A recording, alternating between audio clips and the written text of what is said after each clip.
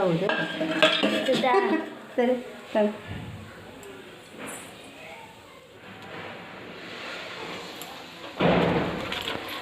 அதே மாதிரி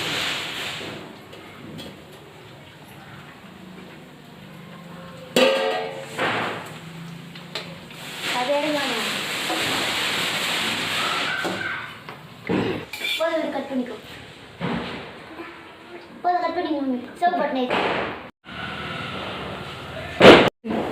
மொதல் நாங்கள் ஜெயிக்கிறோம்